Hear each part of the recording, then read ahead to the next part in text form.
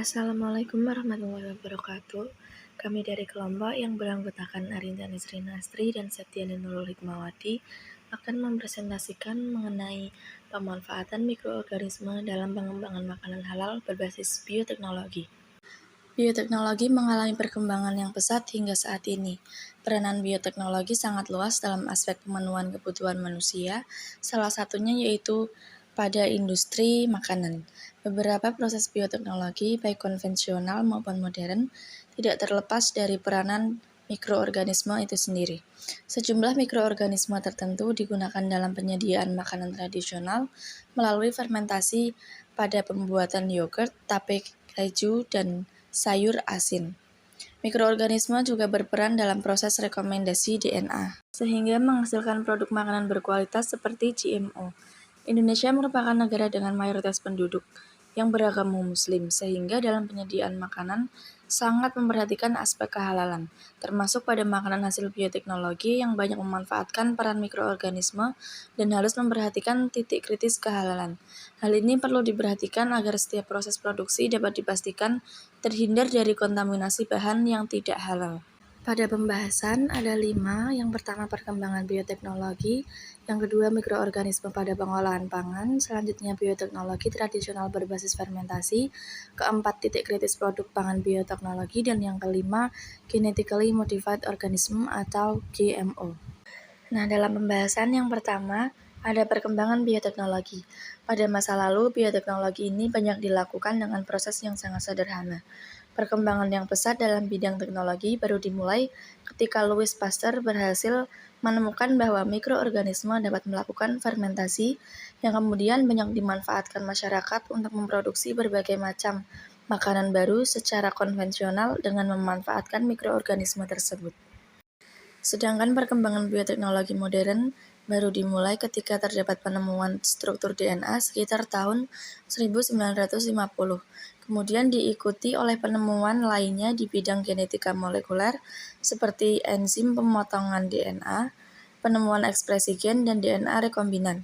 Bioteknologi modern lebih menitik beratkan pada proses manipulasi dan rekayasa genetika dengan didukung oleh peralatan yang modern, sehingga dapat menghasilkan produk dalam skala industri yang lebih efektif dan efisien.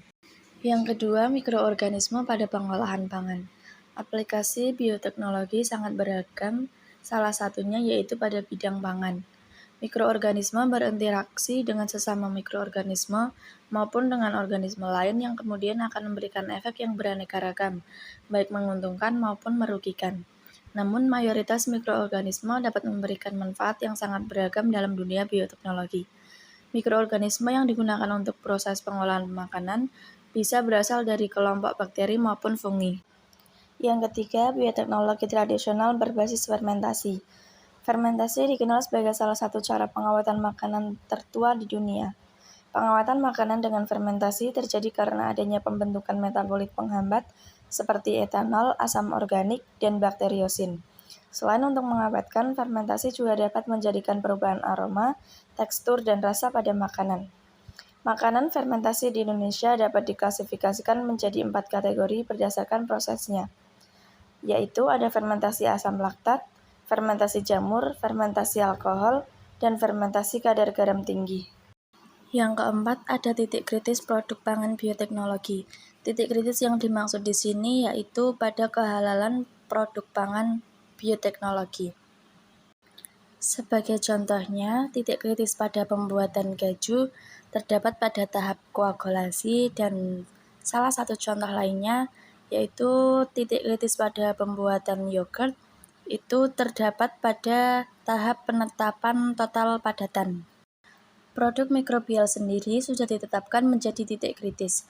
Salah satu produk mikrobial yang banyak diproduksi adalah enzim. Sudah diketahui bahwa resiko titik kritis selama produksi enzim dengan prinsip bioteknologi antara lain media yang digunakan untuk pertumbuhan atau penyegaran, gen asing yang disisipkan ke mikroba, resin kromatografi yang digunakan untuk purifikasi, dan zat aditif yang ditambahkan untuk stabilitas enzim. Yang kelima ada GMO atau Genetically Modified Organism. Rekayasa genetika merupakan sebuah proses pengubahan DNA suatu organisme yang dilakukan dengan menggabungkan DNA dari dua spesies yang berbeda. Misalnya, penggabungan antara gen bakteri dengan gen hewan, gen bakteri dengan gen tumbuhan, atau gen hewan dengan gen hewan lain untuk menghasilkan sifat unggul yang tidak bisa didapatkan melalui persilangan secara tradisional.